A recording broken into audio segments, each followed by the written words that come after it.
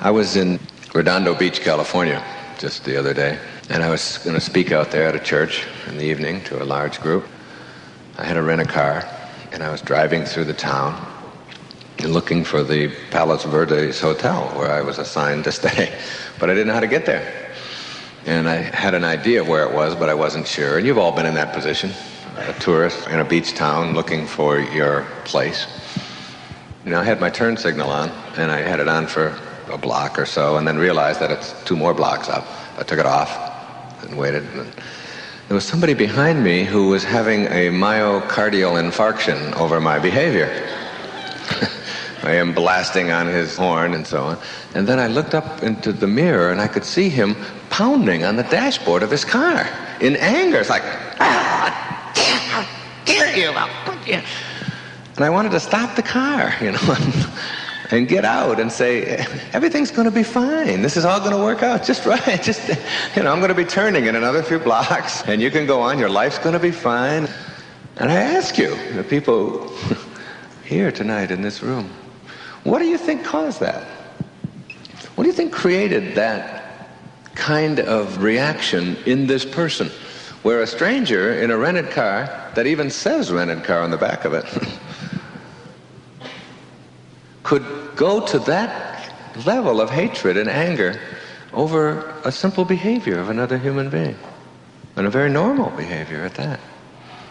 What do you think caused that? You think it was me that caused that in him? You think it was my car, my behavior, my driving? It's none of that, see? That's really the only message that I have, is that who you are is the result of how you choose to process your life and the world and how it's presented to you. And until you understand that nobody out there in this planet, in this universe, has the power, the control to make you be or think or act or behave or emote in any way other than the way that you choose. And that capacity for thinking, that capacity for thought, it's the thing that most of us think is the least important part of our consciousness. We don't pay that much attention to it. We pay attention to this, the packaging, the body, and we evaluate our life based upon what rules apply to the body. And the rules, or the laws, or whatever you want to call them, that apply to your body, to your form, are very, very different than the rules and laws, principles that apply to the other part of you, the invisible part of you, if you will. And tonight's talk is really about that part of you, which is where you live. There's a man named Bucky Fuller. I don't know how many of you have heard of Buckminster Fuller. Brilliant man. He died a couple of years ago in his 90s, who worked with me on the Hunger Project and our efforts to end world hunger around the globe. He was a mathematician and a philosopher. He's the inventor of the geodesic dome. Brilliant man. He almost committed suicide when he was 30 years old. He went right down to the act of actually buying a gun. At that worst part of his life, made a decision that he could do something with this. He could turn it around and benefit from it. And he made major, major contributions. One of the things he said to me once, he said, Wayne, never forget that who you are, the human being that you are, that 99% of who you are is invisible, untouchable, unsmellable, impervious to the senses. That this form that you live in represents only 1% of your humanity. And 99% of your humanity is something other than form, whatever it is. And hopefully when we leave here tonight, you'll have not only a grasp of that, but perhaps some methods and ways of really living that, of really understanding that. The concept of form is a key word and a key notion, and I want you to think about it a lot.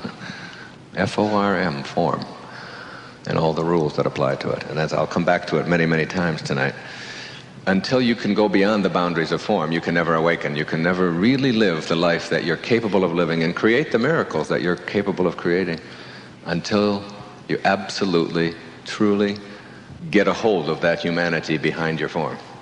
whatever that may be, whatever it is, however you define it. It's a great place that I'm speaking about. It's something very different than just being positive and just enjoying life and not being victimized by other people and thinking well of yourself and all of that. That's all fine and good, and those are almost elementary steps. It's much more of almost a spiritual message without the religion. It works like knowing that somehow you, who you are, this individual that has shown up here tonight, is someone who is much grander and much greater, much more divine, much more perfect, much more fantastic than just this form that you've showed up in. That what our life really is all about, it defies the world of form, it defies the world of linear. And yet we spend almost all of our energy and our time here, in this part of our consciousness, in form, believing that this is who we are. When you learn to go into your mind, when you learn that your mind is really a place that you can visit and exquisitely touch the face of God, you can remove the tension and stress and everything else that's troublesome in your life when you give yourself time to experience your true humanity. That concept of understanding that universal intelligence that is a part of our consciousness is not just something for mystics and people to go in loincloths and contemplate in caves. It's for us. It's for every one of us in the practice of our daily lives, in whatever business we're in.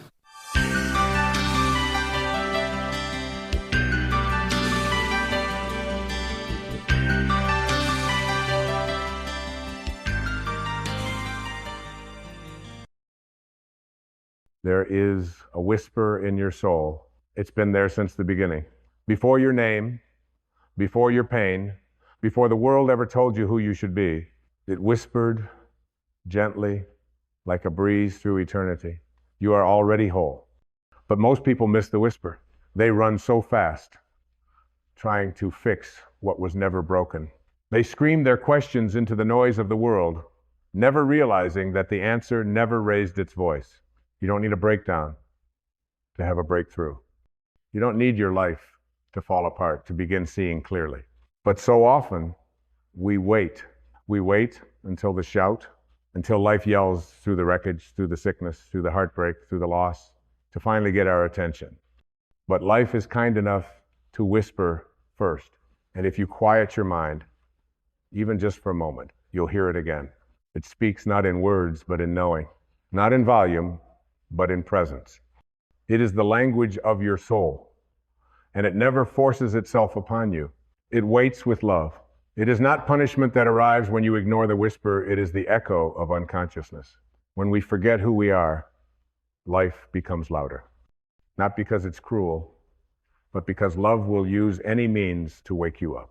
The illness, the heartbreak, the sudden loss, these are not punishments. They are invitations back to your truth, back to your being, back to the eternal stillness that lives behind your story. But the ego resists whispers. It wants a flashing sign, a guarantee, a checklist. It doesn't understand the sacred. Because the sacred cannot be grasped, only surrendered to. The whisper says, let go. The ego replies, not yet. The whisper says, be still. The ego replies, not now. The whisper says, you are free. The ego replies, not until I get what I want. And so life waits until the noise becomes unbearable, until the chasing becomes exhausting, until the mask cracks under its own weight. And when that happens, when you fall to your knees, you don't fall into failure, you fall into the truth. There is wisdom in surrender, not giving up, but giving in to the deeper current beneath the surface of your life. There's an intelligence guiding everything, a love that does not waver. And it's been trying to reach you not through the storm, but through the silence before it. You see, the whisper is always kind. It never criticizes. It never rushes. It never shames, because the whisper is the voice of your soul, and your soul knows no fear. It has never been wounded. It is untouched by trauma, time, or title. But the ego lives loudly. It demands. It justifies. It reacts. It lives in the past or the future, anywhere but now. And it tells you that you must strive to be worthy. That peace is a destination far away. That love must be earned. But here is the liberating truth. The ego is not you. It is a costume, a character, a collection of borrowed ideas you've mistaken for identity. You are not your anxiety. You are not your failures. You are not the name they gave you, the roles you play, or the stories you tell. You are not what happened to you. You are the awareness behind it all. And when you realize this not as a concept, but as an awakening, you return to stillness, to simplicity, to peace. The whisper leads you there. It does not demand change. It reveals who you were before the world trained you to forget. And it doesn't speak in thunder because it doesn't need to. Only love can whisper and be heard without force. When you begin to listen again, you'll realize the whisper never left. You just stopped trusting quiet things. You started confusing chaos with aliveness. But real aliveness is not noise. It is presence. It is the feeling of being rooted in this moment with no need to escape it. Healing begins in that space, not in fixing your past, but in no longer dragging it with you. Not in rewriting the story, but in dropping the need to tell it at all. The soul does not speak in history, it speaks in presence. That's why the whisper always speaks in now, right here, not when you get the job, not when they apologize, not when the weight is gone or the bank account is full. Now, and when you live from now, you are free from the tyranny of someday, free from the illusion that salvation is in the future, free from the suffering that comes from resisting what already is. Life is not trying to punish you, it's trying to wake you. That's why the whisper comes first. That's why the nudge arrives before the shake. But if you ignore the gentle voice, life may send a louder one. Not because life is cruel, but because it loves you too much to let you sleep forever. You don't have to reach rock bottom to rise. That is a myth created by those who waited too long to listen. The whisper is always offering a gentler path, a way through without the crash. But it requires trust. It requires the courage to follow the invisible, to honor the intangible, to step without knowing where the ground will appear. That's the spiritual journey, not towards something outside of you, but inward, where truth has always been patiently waiting. The greatest tragedy is not in falling, but in pretending you never had wings. The whisper tries to remind you, you are not bound to this earth. You are rooted in the eternal. You are not the small self that clings and worries and controls. You are the vastness behind it, the silence between the words, the breath before the thought. And when you begin to identify with that, with the space, not the structure, life begins to realign. You no longer chase peace like a destination, you become it. There is a knowing inside you that no book can teach. A wisdom born not of intellect, but of intimacy with your own being. And the more you silence the mind, the more that knowing rises, not as noise, but as a calm certainty that doesn't need to convince anyone. The whisper is not for your ego, it's for your soul. That's why it's often missed. In the noise of ambition, in the clamor of comparison, in the addiction to always needing more, you can spend your whole life climbing the ladder of success, only to find it was leaning against the wrong wall. Or you can pause, you can step back. You can ask yourself the question most people are too afraid to ask. What if I already have what I'm searching for? That's the kind of question the whisper brings. It doesn't promise more, it points to what's already here. It doesn't inflate your identity, it dissolves what's false. The soul does not scream. It doesn't hustle. It doesn't perform. It simply is. And to return to that state, to remember your original nature, is not the end of your journey. It is the awakening that changes how you walk it. The same life, the same people, the same circumstances, but no longer the same you. Because now you're listening. Now you're attuned. Now you don't need the shout, you trust the whisper. And trust that is the most radical act in a world addicted to control. To trust means you stop managing every outcome. You stop negotiating with life. You stop bargaining with God. You surrender not in weakness, but in profound wisdom. Because you've seen enough to know the river flows whether you swim or fight. And peace comes not by controlling the current, but by letting go of the illusion that you ever could. People say, but how do I know if it's the whisper or just my mind? You'll know. The whisper feels like home. It feels like truth stripped of performance. It doesn't rush you, it relieves you. It doesn't ask you to prove anything, it invites you to be. It may not speak in words, but it speaks in clarity. It arrives as a quiet knowing that needs no justification. The mind argues, the soul recognizes. And here is the great spiritual paradox. What you've been searching for is the one who's been looking.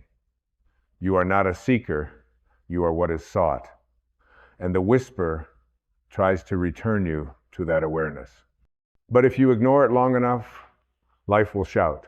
It will shout through burnout, through emptiness, through disease, through relationships that break your heart open just wide enough to let the light in. It's not punishment, it's purification, not cruelty correction. You are not being tested by life. You are being shown where you are still asleep.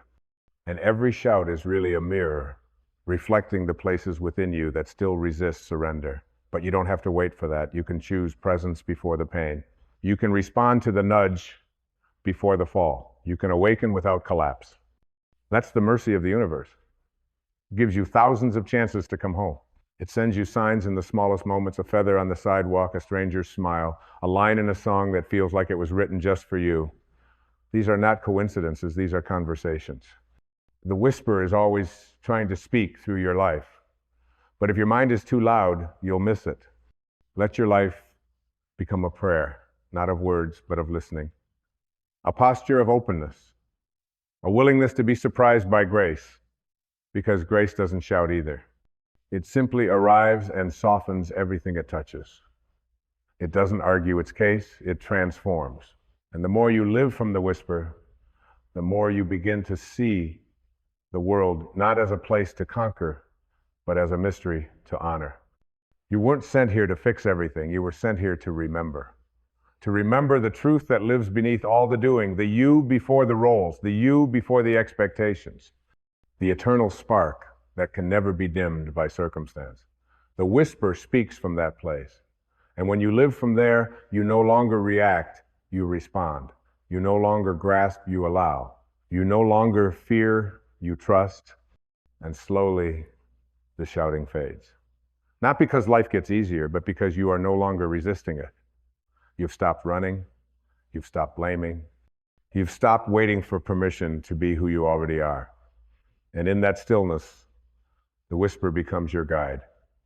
And the more you trust it, the louder it becomes, not in volume, but in presence. It begins to shape your decisions. It begins to lead your life. There's nothing louder than a whisper that comes from God. It can silence every fear. It can dissolve every doubt. Not because the fear or doubt disappears, but because you stop identifying with them. You stop believing that your thoughts are who you are. You stop worshiping your emotions as facts. You begin to realize that you are the space they move through, not the content, but the container. This is the truth that liberates. You are not here to control the storm. You are here to become the calm inside it. And that calm, that center, that divine still point is the whisper. And once you return to it, you begin to live differently. You speak with intention. You move with grace. You love without needing return. You listen without needing to respond. You no longer need validation because you are validation. You are the proof of something holy. You begin to realize that life was never happening to you, it was always happening for you. Even the pain, especially the pain. Not because pain is divine, but because it strips away what is not. It dissolves the illusion that you were ever separate from love. It brings you to the edge of yourself so that you can finally see what you are beyond your name, your body, your narrative. And at that edge, in the silence, the whisper speaks again. You were never alone.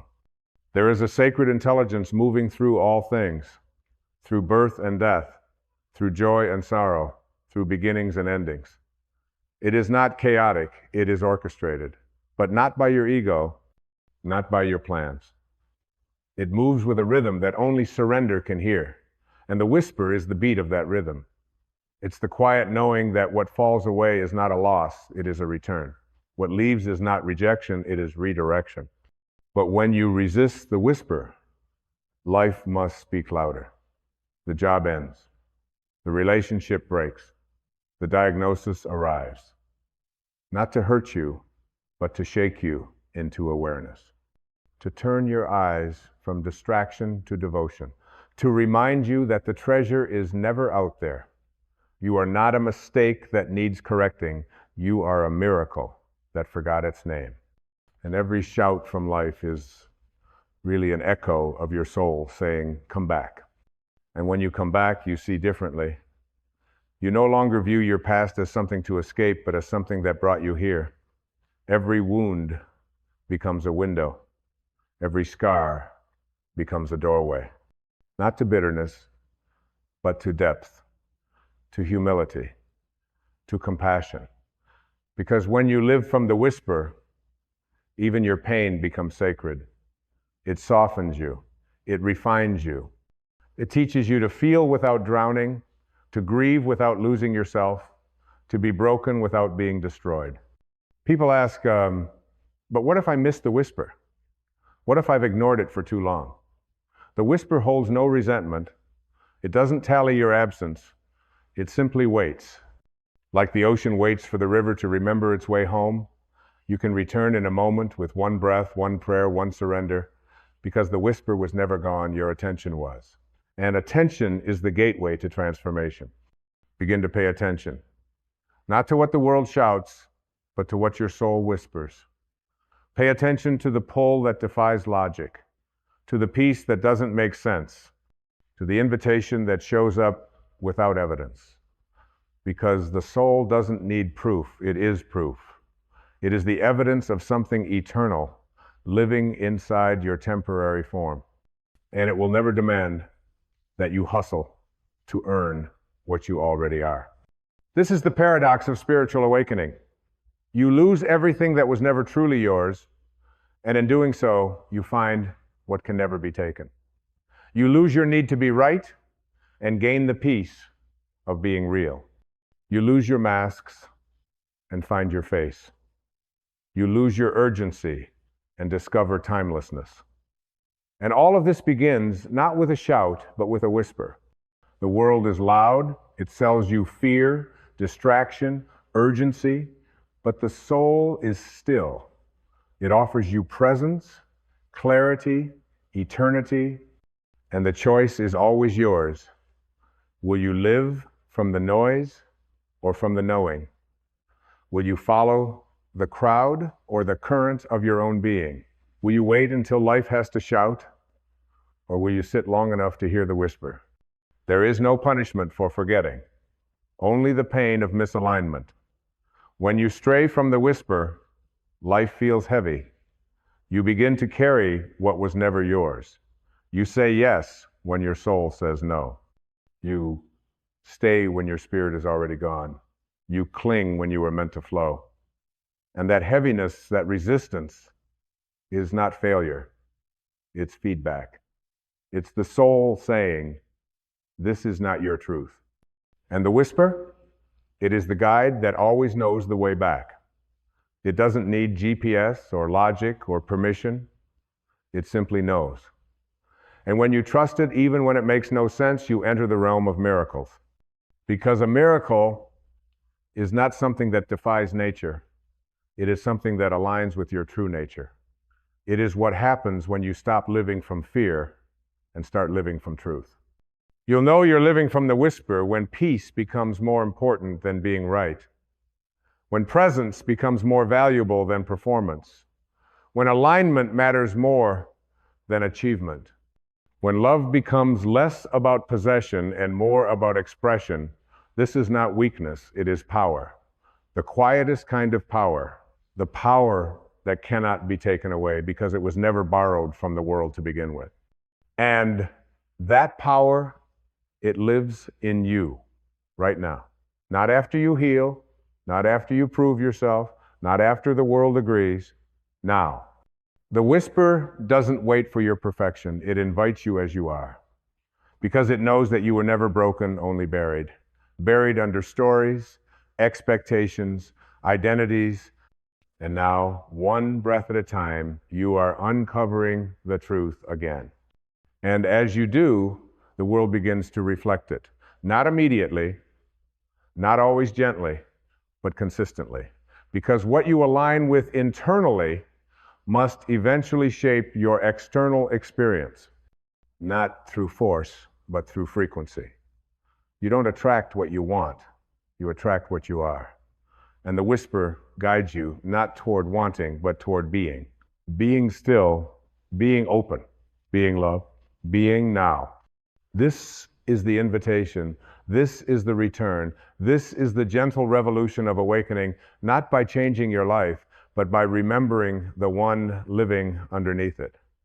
And that remembrance begins in silence, in solitude, in surrender, in listening again to the whisper that has never stopped believing in you. You don't have to leave your life to live from the whisper. You just have to return to your life differently, with different eyes, with a quieter mind, with a softer heart. The world around you doesn't need to change. The lens you see it through does. When you're rooted in the whisper, even chaos becomes a classroom. Even delays become direction. Even loss becomes liberation. Because everything begins to speak the language of alignment. It's not about escaping the world, it's about engaging with it from presence. You can still raise children, build businesses, chase dreams, but now you do it from stillness. You're not driven by fear anymore. You're not chasing validation. You're moved by inspiration, not compulsion.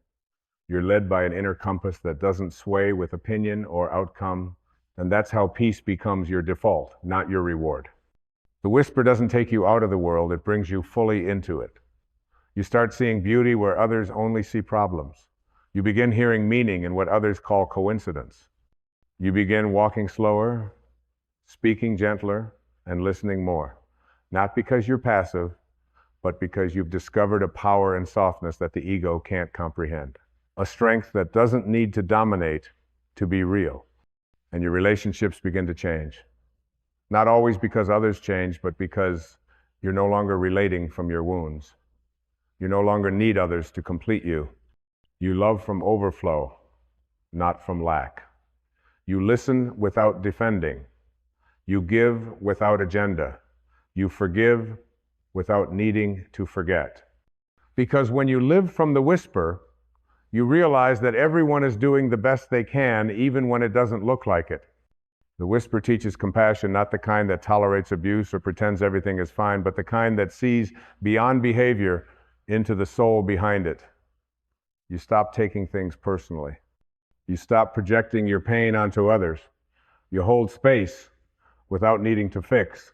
You begin to understand what every awakened teacher has always known, that true healing is not changing others, but changing the way you see. And the whisper doesn't just shift how you see others, it shifts how you see yourself. You begin to meet yourself without judgment, without shame, without the constant need for improvement. You stop trying to become someone better and start realizing that the truest version of you is already here, beneath the noise, beneath the proving, beneath the pretending. You don't need to upgrade, you need to unveil. Because underneath every fear is the whisper of faith. Underneath every need to control is the whisper of surrender. Underneath every mask is the whisper of your authentic face. And the more you listen, the more you remember. You remember what it's like to breathe without tension, to love without story, to exist without effort. This is what the mystics knew. This is what the sages whispered across centuries. That the kingdom of heaven is not a place, it is a presence. It is within you. Not later now, not if always. And the whisper is the invitation to return there, not by climbing, but by descending into stillness, into simplicity, into self. The world may not understand, it may call you naive, it may say you've changed. Let it. You weren't sent here to be understood by the unconscious, you were sent here to remember who you are, and by doing so, awaken others. Not with force, not with debate, but with being. Your peace becomes your presence. Your presence becomes your teaching, and your life becomes your message. That's the beauty of living from the whisper. You stop needing to convince anyone. You no longer need external proof. You don't need applause. You don't fear silence. Because you've heard something more real than anything this world can offer, and once you've heard it, you can't unhear it.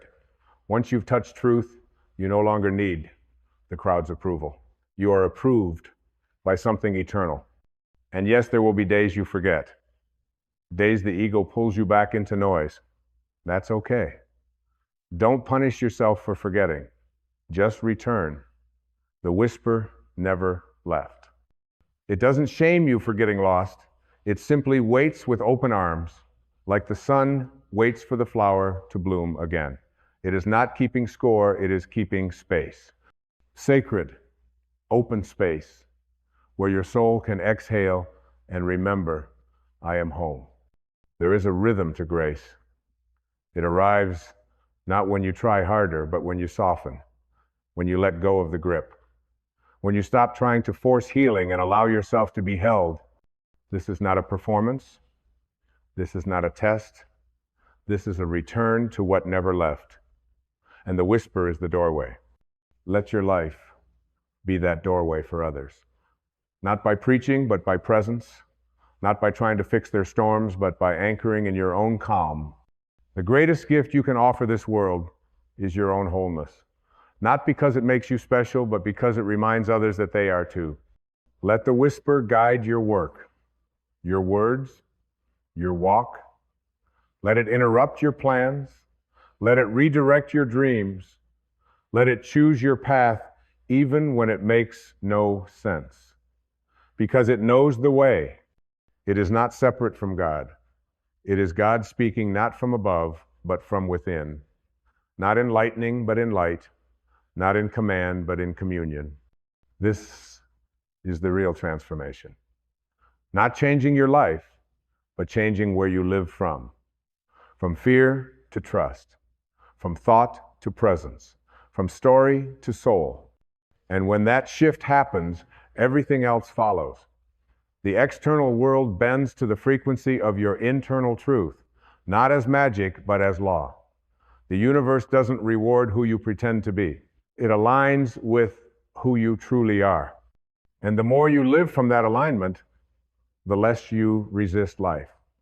You stop fighting what is. You stop resenting what was. You stop fearing what might be. You simply are, fully, presently, and beautifully here. And in that here-ness, the whisper becomes not something you listen for, but something you live from. Then let us now walk these final steps together, not toward an end, but toward a return. A return to the place that never moved, only waited. The whisper doesn't need to close the story with fireworks. It finishes, as it began, with presence, with breath, with truth that doesn't need to convince, because it simply is. Let yourself fall into this moment.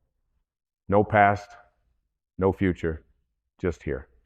There is a holiness in this now that no thought can grasp. It doesn't need to be labeled sacred, it already is. It doesn't need to be earned, it already belongs to you. And the whisper is here, in this stillness, gently reminding you, you never needed to run. You never needed to prove. You never needed to carry the world on your back to be worthy of its beauty. You are already what you were chasing. The whisper has always been the sound of grace arriving without fanfare. It is the voice of God not coming down, but rising up from within you, a resonance, a frequency, a truth, so ancient it cannot be taught, only remembered. And this remembrance, this is your liberation, not from the world, but from the illusion that you were ever separate from it. You are the breath behind the body, the presence behind the personality, the watcher behind the worry, the still point in a turning universe. And once you identify with that, truly, not intellectually, but intimately, fear begins to dissolve. Not because you fought it, but because you no longer believe it.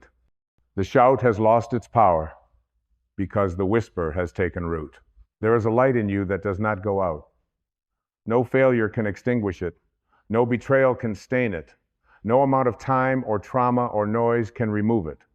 It is untouched, eternal, waiting only to be seen again. And the whisper is the invitation to look inward, not outward, to feel, not analyze, to be, not do. You don't have to earn your way back. You don't have to clean yourself up first. The whisper doesn't ask you to fix what life called sacred. It just says, come home. Come home to your breath. Come home to your peace. Come home to the vast formless presence that lives behind your eyes and beneath your skin, the real you. And in that home, there is no judgment. There is no checklist. There is no waiting room for healing. There is only now. And now is enough. You are enough. Not because you've done enough, but because you are. You exist. You breathe. You love. And that is divinity made visible. So walk now with new eyes, not seeing through wounds, but through wonder. Not from scarcity, but from sufficiency. Not as a seeker, but as a revealer. Let your life become the echo of the whisper. Let your footsteps be a prayer. Let your silence be a sermon. Let your very existence radiate the truth that you remembered what the world forgot. That presence is power. That peace is the highest success. That love is not something you find, it's what you are when you stop pretending. Let your voice become gentler. Let your gaze become kinder. Let your heart become softer. This is not weakness, this is your return to truth. This is the unraveling of illusion. This is the undoing of everything that was never yours to carry. This is what happens when you choose to listen before the shout. This is what happens when the soul leads. So if the world gets loud again, and it will, don't run. Don't react. Don't beg it to be quiet. Just return. Return to the breath, to the silence, to the whisper, and listen again. Because everything you need is already here. Everything you are is already enough. And everything real in you has never been lost. It was simply waiting patiently for you to listen.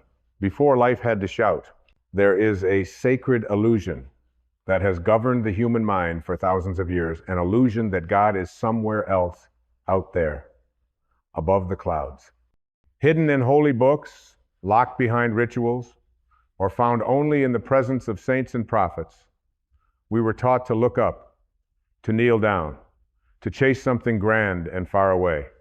But what if the greatest secret of all, the secret whispered in every ancient text, the truth behind every miracle, is that God has never been outside of you? Not for a single breath, not for a single heartbeat. God is not above you. God is not around you. God is not hiding in a temple or buried in the sand. God is not an entity floating in the heavens, counting your sins or judging your failures. God is not a being. God is a presence, a vibration, a frequency, an energy. And that energy lives inside of you.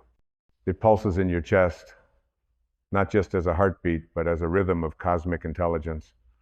It rises with the sun through your thoughts. It flows with your breath as inspiration. It sings in your silence and whispers in your intuition. It is the light behind your eyes, the warmth behind your love, the stillness behind your peace. You don't have to go anywhere to find it. You only have to remember, you have never been separate. You've only believed that you were. We were born into a world that confused form with truth. We were told we were bodies. We were told we were names, histories, roles, genders, religions, nationalities. We were given identities to wear like masks in a theater. But behind every mask is the same light, the same essence, the same eternal current of being that has no label, no boundary, no limitation. You are not a body with a soul. You are a soul having a brief, sacred, passing experience in a body. And that soul, your soul, is not disconnected from God. It is God. Not the entirety, but the expression, the drop that contains the whole ocean, the flame that reveals the nature of fire. You are the divine, individualized. And if that is true, and it is, then everything about your life begins to change. Because no longer do you search for peace outside of yourself. You no longer chase love from others like a beggar.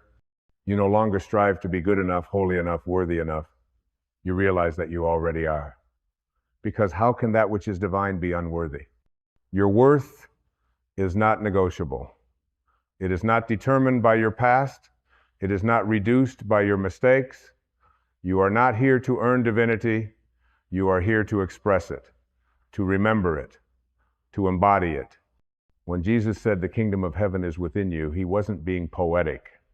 He was describing a metaphysical reality, that the infinite lives in the finite, that the source is not out of reach, that the door to heaven swings open inward. The great mystics of every age have known this. Rumi wrote, "I searched for God and found only myself. I searched for myself and found only God." Lao Tzu said, "Knowing others is wisdom, knowing yourself is enlightenment." The Upanishads tell us, you are that. The Bhagavad Gita echoes, the self is the friend of the self. Even science, if you look closely, is beginning to whisper this truth, that consciousness is not an accident, but the ground of all being. And so the invitation of your life is not to find God. It is to remove everything that blocks your awareness of God within you. The ego is the veil. The past is the noise. The story is the distraction. But the truth has always been here, still, silent, waiting. Like the sun behind the clouds, it doesn't argue, it doesn't force, it doesn't punish. It simply waits for your willingness to remember who you really are. And who are you? You are not your name. You are not your job. You are not your resume. You are not your trauma. You are not your bank account. You are not your followers, your likes, your clothes, your failures, or your successes. You are not the story others wrote for you. You are not the story you wrote to survive. You are the awareness behind the story, the still presence watching the movie of your life unfold. You are not the storm. You are the sky that holds it. You are not the pain. You are the presence it passes through. You are not the fear. You are the faith it tries to hide. You are not your ego. You are not your wound. You are not your past. You are the divine energy expressing itself through this temporary costume of form. And once you remember this, not just intellectually, but spiritually, cellularly, everything shifts. You stop looking for validation. You stop playing roles. You stop performing for love. You stop carrying guilt like a cross on your back. You stop needing to be fixed because you realize you were never broken. Your healing does not begin when the world changes. It begins when your perception changes. When you stop seeing yourself as separate from the source of life and begin to live as if you are one with it. Because there is no place you can go where God is not. Not because God is everywhere, but because everywhere is in God. Because existence itself is God in motion, love in form, spirit in rhythm. And your soul is a thread in that vast, endless tapestry of being. And this means that your life is not random, your pain is not pointless, your existence is not small. It means that the breath you are taking right now is holy. The moment you are in right now is sacred. The body you inhabit is a temple of energy, vibrating with ancient intelligence.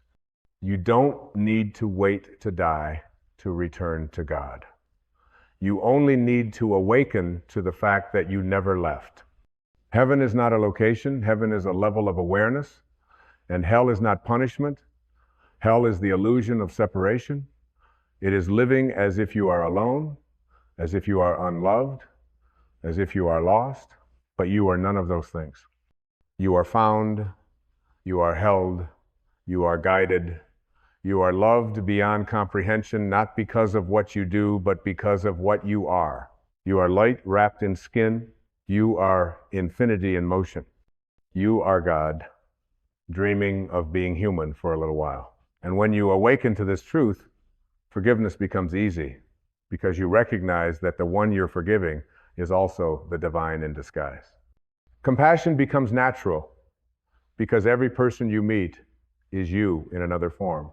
Love becomes unconditional because it's no longer a transaction, it's a transmission. And peace becomes your default because nothing can disturb the stillness of the soul that knows it is one with the all. So the next time you look in the mirror, don't just see a face, see the infinite gazing back at itself. The next time you feel alone, place your hand on your heart and feel the presence that has never left. The next time you pray, don't send your words into the sky. Listen for the answer rising from within. You are not trying to become divine. You are remembering that you already are. And this remembrance, this return, is the beginning of true freedom. You don't need to fight for what already belongs to you. You don't need to beg for what you already are. And you don't need to wait for someone else to awaken. First, you are the awakening. You are the permission slip. You are the spark that lights the fire of remembrance in others, just by being who you truly are. When you walk into a room fully grounded in your divine essence, you don't need to say a word. Your presence becomes the sermon. Your peace becomes the teaching. Your authenticity becomes the miracle. Because when you remember that God is not outside of you, you stop chasing and start radiating. You stop searching and start serving. You stop trying to become and you begin to be. You begin to live like the lotus rooted in the mud, but blooming in the light. You begin to live like the sun, not asking the world for permission to shine. You begin to live like the ocean, deep, powerful, and undisturbed by the surface waves. This is not about religion. This is about revelation. This is not about dogma. This is about direct experience. You don't need a middleman to access the divine. You only need stillness. You only need silence. You only need the courage to sit with yourself until the noise fades and the truth rises. And what is that truth? That you are not alone. You never were. That everything you've been searching for, love, peace, worth, wholeness, is already within you. That God is not a being in the sky. God is the being within all beings.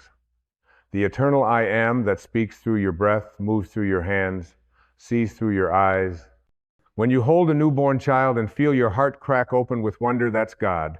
When you stand in nature and feel awe wash over you like a baptism, that's God. When you forgive someone who never said sorry and feel the chains break in your chest, that's God. When you sit in the silence of your own soul and feel the warmth of presence, that is God. God is not something you understand. God is something you remember. And every moment of your life has been guiding you back to that remembrance, even the painful ones, especially the painful ones. Because pain is often the chisel that cracks the shell of illusion. Suffering is the wake-up call. Rock bottom is often the beginning of real clarity. We don't wake up because life is perfect. We wake up because we realize perfection was never the goal. Presence is. Peace is. Truth is. And truth is this: you are not separate. You were never cast out. You were never abandoned. You only forgot who you are, and now you are remembering. The spiritual path is not a journey to someplace new. It is the return to where you've always been, beneath the noise, beneath the story, beneath the roles. It is peeling back the layers of identity until only presence remains, until only love remains, until only God remains. And when you touch that space, when you live from that space, you become a vessel, a living temple, not a preacher of truth, but a presence of truth. And the world does not need more preachers. It needs more presence. It needs more people who have remembered who they are and live accordingly with gentleness, with power, with purpose, with peace. You were not put here to suffer through life hoping for a reward in the afterlife. You were not sent here to prove your worth or earn your salvation. You were born to express divinity in form, to create, to heal, to love, to serve, to awaken. You are the eyes through which the universe sees itself. You are the hands through which love touches the world. You are the voice through which truth sings. And the more you align with that awareness, the more your life begins to reflect it. Not because you manipulate circumstances, but because you change your vibrational point of origin. You stop operating from fear and start operating from faith. You stop reacting from ego and start responding from essence. You stop surviving and begin thriving. This is the alchemy of awakening. When you stop seeking God as something external and begin realizing that every breath is a prayer, every moment is sacred, and every being is divine, your life becomes a living meditation. You find the sacred in the ordinary. You hear the infinite in the silence. You see the face of God in the mirror, not out of arrogance, but out of awe. And this is what the world needs now, not more beliefs, but more beings. Not more ideas, but more embodiment. Not more preaching, but more presence. A planet full of awakened souls who no longer search for light outside, but choose to become the light inside. Because when you light up from within, you give others permission to remember their own flame. When you walk as divinity embodied, you heal without speaking. When you love from your center, you transform the atmosphere around you. And that love, that God energy, has no limits. It is not reserved for saints and sages. It is the birthright of every soul. It is the essence of every child, every stranger, every enemy. There is no one who is not divine.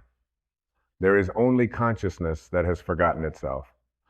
And when you meet someone who has forgotten, your role is not to judge, your role is to remind. To remind by your presence, to remind by your compassion, to remind by your peace, because the moment you see God in another, you activate the God in them. The moment you forgive, you invite another into their own freedom.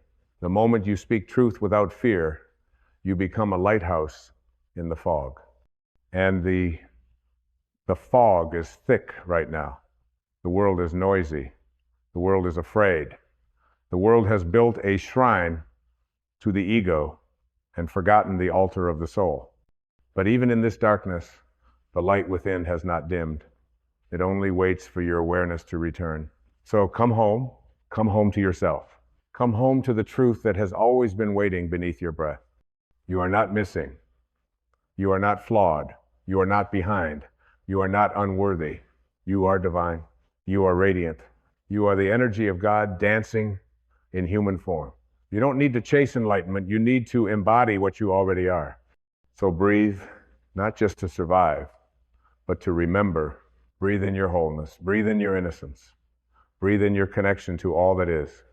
And when the world tries to distract you, return to this breath. Return to this moment. Return to the energy that beats your heart and births the stars, because that energy is you. You are the temple and the flame. You are the question and the answer. You are the seeker and the source. And when you live from this knowing, life becomes a sacred flow. Challenges become opportunities to deepen your truth. Loss becomes a portal into love. Conflict becomes a classroom for compassion. Every experience becomes a step in your return to the truth. The truth that God is not outside of you.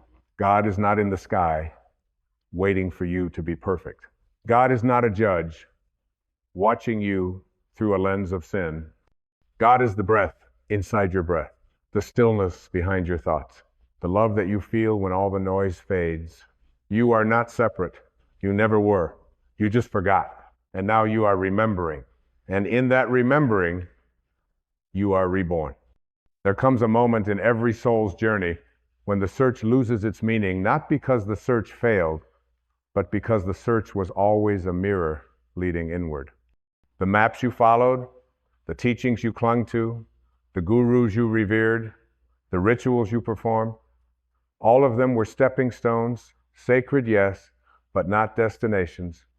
They were never meant to lead you to something outside of you, but to bring you back to the holy stillness within, the silent sanctuary, where nothing is missing and no part of you is exiled. This moment, this breath, is your arrival, not in time, but in truth. When you release the idea that you must become something more to be worthy of the divine, you enter the dimension of being. And being is not passive, being is not empty, being is a cosmic radiance. It is a living alignment. It is the holy reverence that comes when you stand in your center without effort, without masks, without needing to prove your light to a world that's forgotten its own. You don't become divine by reaching upward. You become divine by sinking inward. And as you do, you realize that stillness is not the absence of noise. It is the presence of God. It is the space from which all miracles arise, the field where form and formlessness meet.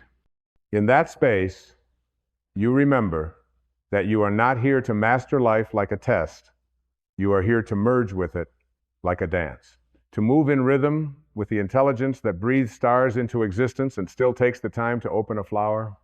There is no arrogance in this knowing, only awe, only humility, only the peace that comes when you stop trying to contain the infinite within your mind and instead allow your heart to become its home. For the ego seeks to grasp, the soul seeks to surrender. The ego builds identity out of pain, out of story, out of past. The soul simply is unburdened, eternal, whole. And every time you choose presence over performance, truth over illusion, love over defense, you dissolve another layer of separation and step more fully into the light that has always been waiting. You don't need to heal yourself into worthiness. You only need to remember that the light you long for is not something to earn, it is something to uncover. And as you uncover it, something begins to shift, not just within you, but around you. The world starts responding differently. Not because the outer world changed, but because your inner signal did. Like a radio that finally tunes to the right frequency, you begin to hear a different song, a quieter song, a truer one. You begin to recognize guidance in what once felt random. You begin to feel supported in ways that defy logic. You begin to trust life, not because it always makes sense, but because you no longer need it to. You begin to understand that the energy that created this universe, the energy that shaped galaxies, composed the laws of nature, painted the skies with sunsets and orchestrated the tides, is not distant from you. It flows through you. It animates you. It breathes you. And when you live from this awareness, your actions become expressions of love instead of fear. Your relationships become altars of growth instead of battlegrounds of control. Your words become vessels of truth instead of weapons of validation. This is what it means to live as the soul and not as the mask. This is what it means to walk the earth as divinity incarnate. You no longer see others as threats or strangers, but as reflections, sacred echoes, each one offering you the chance to practice remembrance. And the more you remember, the more you soften. The more you soften, the more you heal. And the more you heal, the more others heal just by being in your field. This is the quiet revolution of awakened presence. It changes the world not through force, but through frequency. And this frequency is not loud, it's not desperate, it's not defensive, it's gentle, like the light that enters a room without knocking, like the wind that moves the trees without needing to be seen, like love that simply loves, without agenda, without demand, without needing to be returned.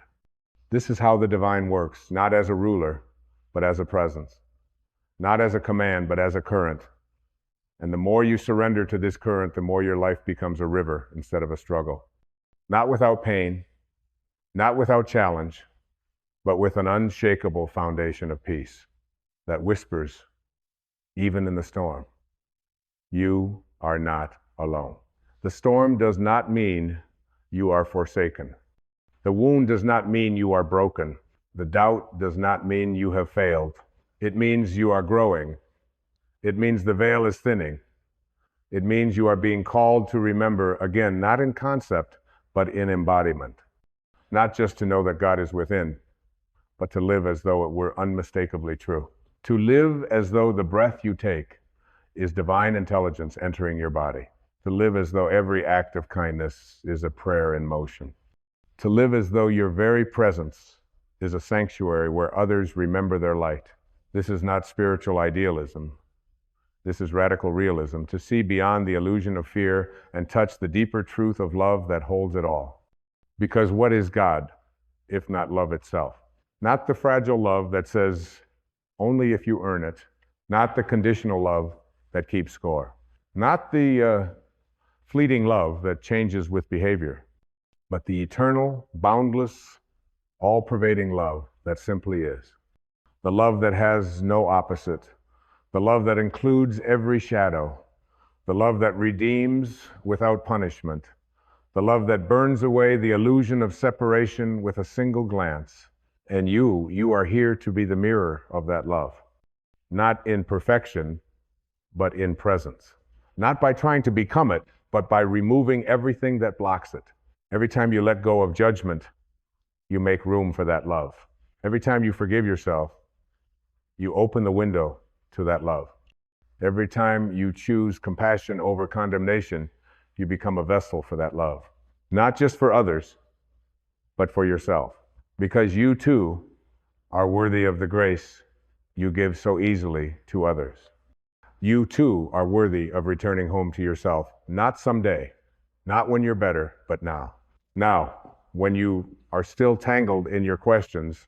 Now, when you are still healing your wounds.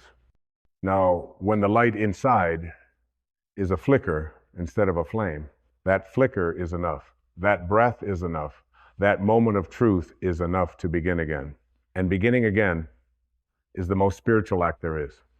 Because every moment offers the possibility of awakening. Every moment is holy ground when you walk it with awareness. And every time you choose to remember, even for a second, that God is not outside of you, the veil thins a little more. Until one day, you stop looking for the divine and you simply become it. There is a sacred humility that descends upon the soul when it no longer needs to shine, not because it doubts its light, but because it has become the light. This is not a performance. This is not the ego's idea of enlightenment. This is the quiet authority of one who has stopped seeking approval and started walking in alignment. A person who no longer needs the world to recognize their divinity because they have already recognized it within. This is the true birth of power, not control, not domination, not force, but alignment. Power that flows without resistance, power that heals without effort, power that liberates without preaching. You do not need to argue with darkness. You only need to turn on the light. And the light within you does not flicker with the opinion of others. It does not waver in the face of rejection. It does not vanish when things fall apart, because it is not built on circumstance. It is built on truth, eternal truth, the kind that existed before your story began and will remain long after your story ends. And this is what ego can never understand, that it is not your job to become something more, but to unbecome all that is false. Not to gather more things, more achievements, more spiritual credentials, but to surrender, to shed, to simplify, to become so empty of illusion that only truth remains. The ego resists this. It clings, it calculates, it compares, it builds altars to its own identity. But no altar built by the ego can contain the presence of the divine. God is not a possession. God is not a trophy for the enlightened. God is not a point to be proven.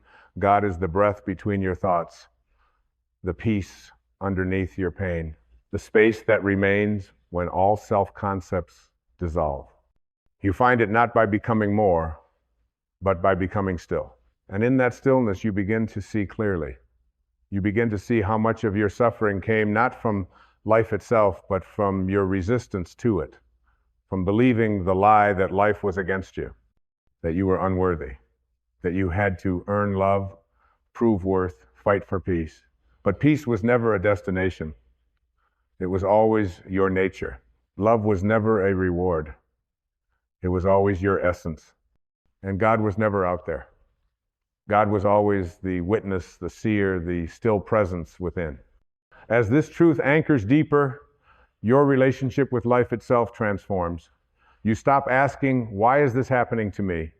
And begin asking, what part of me is ready to be healed through this? You stop resisting discomfort and begin welcoming it as the doorway to a deeper awareness. You stop fearing loss and begin recognizing every ending as an initiation into expansion. Nothing is wasted when you see through the eyes of the soul. Even your heartbreak becomes holy. Even your failures become fuel.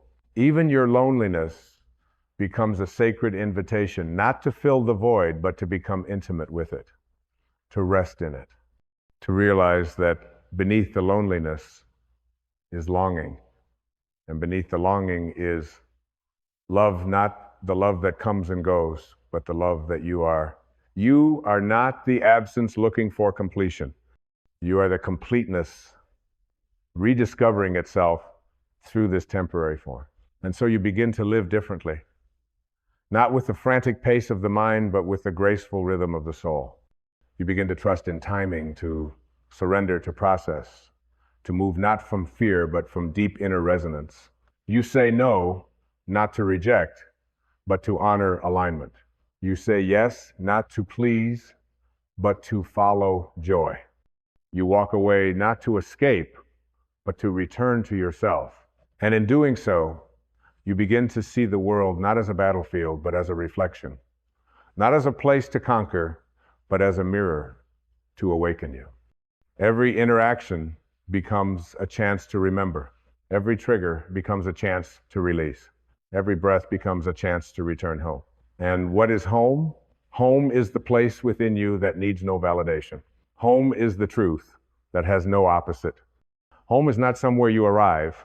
Home is where you live when you are no longer pretending to be anything but what you are, a spark of the divine wrapped in human form, here for a blink of eternity to remember what cannot be forgotten. You are not here to suffer. You are here to wake up.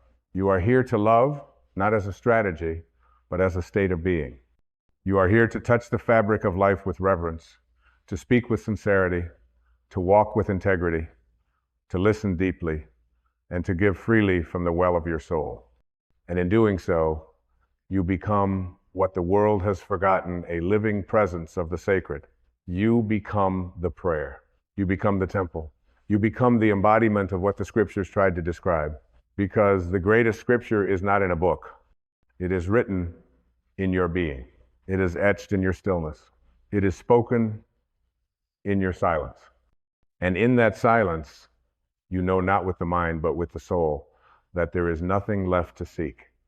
There is only this moment and the divine pulse that animates it. You are not becoming divine. You are remembering that you never stopped being it. And that remembering is enough to change everything. There is a moment, quiet, unannounced, when all seeking falls away, not because the world has changed, but because you have remembered what the world forgot. You no longer stand at the edge of the ocean asking it to show itself. You simply step in. You merge. You dissolve the illusion of separation and become one with the current. This is what it means to return to God, not to a skybound deity, but to the source that has always been flowing in your breath, rising in your intuition, beating in the very center of your chest. And in this return, you discover what cannot be taught, that love is not something you give, receive, or find. Love is what you are. You were not sent here to search for it. You were sent here to embody it. And when you embody love, not the fragile imitation born of fear and control, but the love that includes every part of you, even the broken places, you become a miracle in motion. You become the kind of presence that doesn't need to speak in order to teach. You simply are. And your being reminds others of what they've always been. You walk differently now, not in haste, but in grace. You listen differently now, not to answer, but to feel. You speak differently now, not to impress, but to align.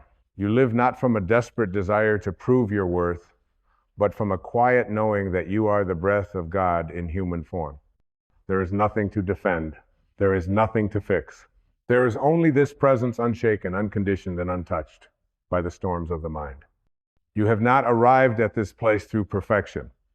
You arrived through surrender, through the falling away of every illusion that told you God was separate from your breath, from your body, from your being. You are not here to rise above your humanity.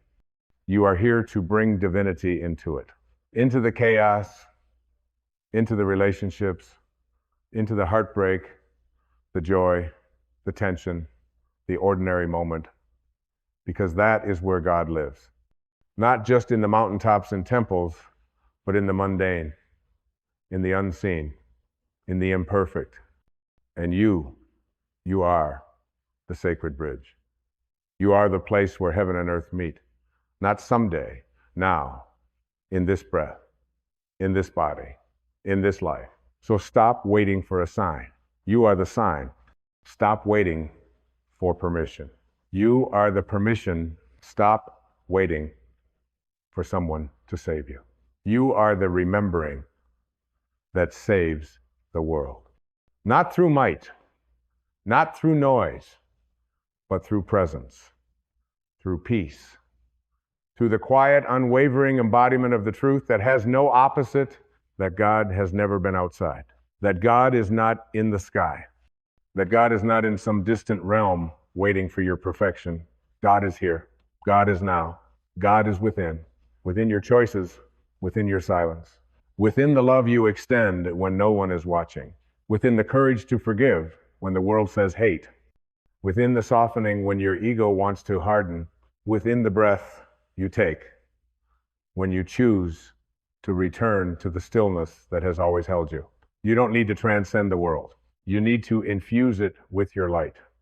Let the divine radiate through your laughter, through your tears, through your vulnerability and truth. Let it pour through your presence like a sacred current. Let it touch every room you enter, not because you're trying, but because you're finally being who you are. You are not a seeker anymore. You are a rememberer. And the memory is no longer distant. It is here. It is now. It is you. So walk gently, boldly, truthfully. Let your life be your prayer. Let your breath be your altar. Let your love be your message. And when the world forgets, and it will be the one who remembers. Remember that every person is carrying the same spark, even if they have buried it. Remember that every conflict is a call for love, not for war. Remember that your past is not a prison, but a portal. Remember that this moment, yes, this very one, is sacred. You are not here by accident. You are not made of mistakes. You are made of stars, of breath, of ancient light. And when you die, and you will not meet God. You will dissolve into God. You will return to what you never left. But until that day, let every step you take be a celebration of the truth you've remembered. That God is not outside. It's the energy inside. And it always has been. And it always will be. Now breathe. Smile. You are home. You are free. You are divine.